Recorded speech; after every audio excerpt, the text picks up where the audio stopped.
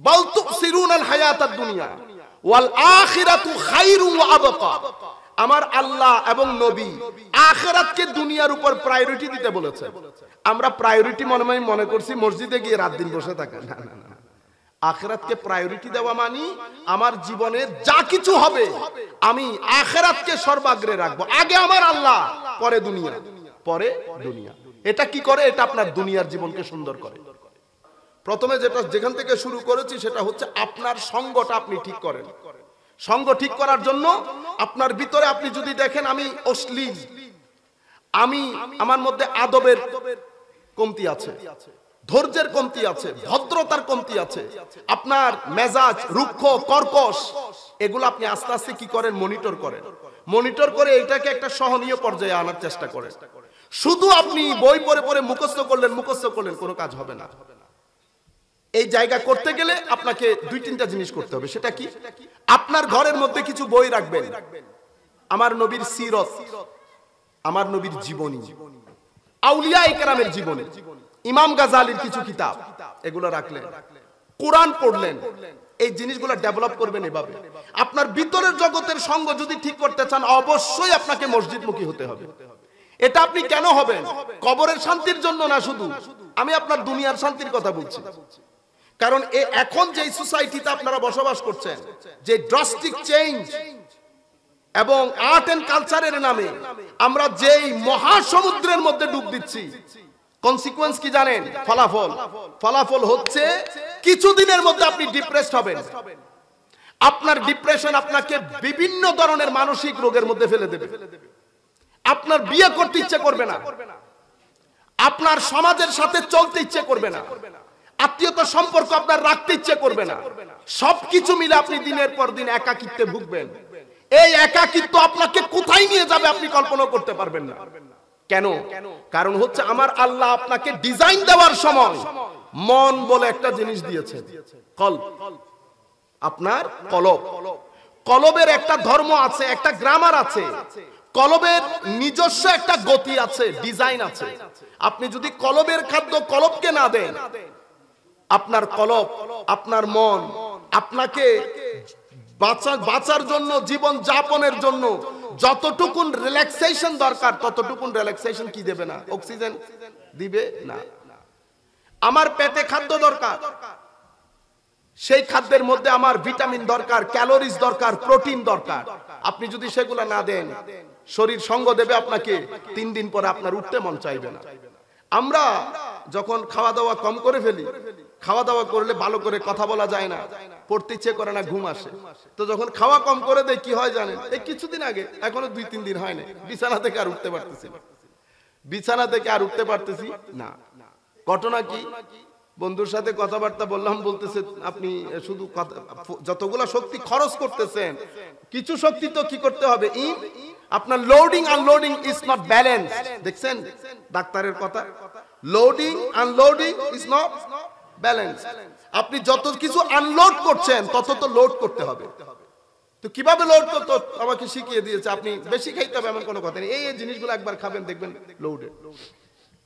তার কথা মতো আসলে ঘটনা সেরকম। আমি আপনাদেরকে যেটা বোঝাতে চাচ্ছি, আচ্ছা বালা শক্তিশালী মানুষ সামান্য উঠানামার মধ্যে বিছানায় পড়ে গেছে, এটাও ঠিক সেই রকম। এটা সামান্য উঠানামার মধ্যে বিছানায় পড়ে যায়। এটা যখন বিছানায় পড়ে মানুষ আনকন্ট্রোলেবল হয়, চোখ আনকন্ট্রোলেবল, পাগলা ঘোড়ার মতো চোখ দৌড়াবে, কান দৌড়াবে, মুখ দৌড়াবে। দৌড়াচ্ছে না এখন আমাদের? রাত দিন বসে আমরা নাটক সিনেমা দেখতেছি, তারপরে আরো কত কিছু করতেছি, এটা আমরা জানি, আমাদের খোদা জানে। আমি আপনাদেরকে এই জায়গার মধ্যে চিন্তা করে এখানে একটা পরিবর্তন আনতে হবে। সেই পরিবর্তনের পরে আমাদের জীবনের উদ্দেশ্যের মধ্যে আপনি যদি পরকালকে ঢেলে না দেন, তাইলে আপনার ইহকাল সুন্দর হবে না কোনোদিন। মনে রাখবেন, সেই কারণে আমার আল্লাহ বলছেন কোরআনে হাকিমের মধ্যে, বাল তুসিরুনাল হায়াতাদ দুনিয়া ওয়াল আখিরাতু খায়রুন ওয়া আবকা।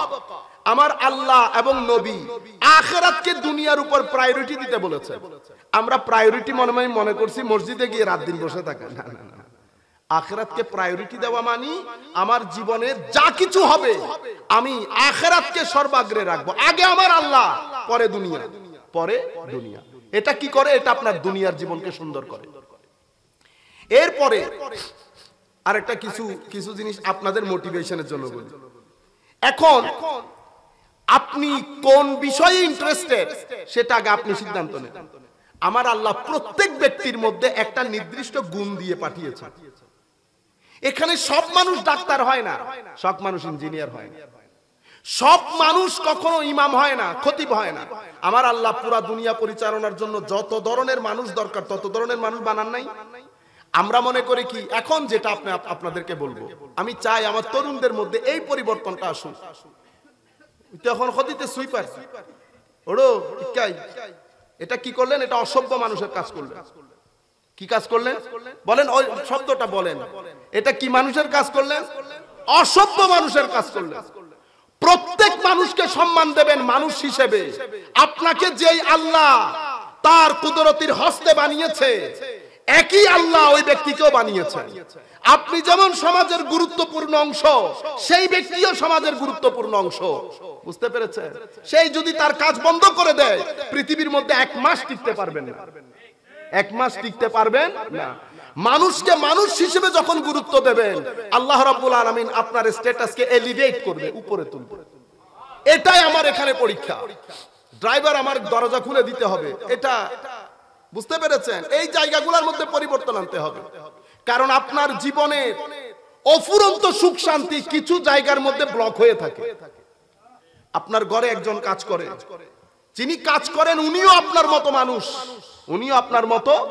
আপনি পিছনের দিকে যান, দেখবেন আপনার দাদা, দাদার দাদা কারো না কারো ঘরে কাজ করেছে, কারো না কারো ঘরে কাজ করেছে। কিন্তু আমরা যে আন্দাজে বিহেভ করি, সেই বিহেভিয়ার এখানে আমেরিকা ইংল্যান্ডের প্রেসিডেন্টকে যদি 1 সপ্তাহ এখানে ওই আইন এখানে প্রচলন করি, আমাদের প্রত্যেক ঘরের বিরুদ্ধে মডার্ন স্লেভারির কেস হবে। মডার্ন বলেন না, আধুনিক দাসত্ব, এটার কেস হবে। এই জায়গা থেকে আমি চাই যুব সমাজের মধ্যে এই সংস্কারটা আসুক। কেন? এটা আসা আমাদের ফরজে আইন। ঘরগুলা থেকে বরকত নষ্ট হয়ে গেছে। কেন? দেখবেন ঘরে কোনো না কোনো কারো উপর আমরা জুলুম করতেছি। যেই ঘরের মধ্যে, যেই ব্যক্তির মধ্যে জুলুম থাকবে, সেই ব্যক্তি কশিন কালেও স্থির থাকতে পারবে না, স্থির থাকতে পারবে না, বরকত উঠিয়ে নিয়ে যাবে।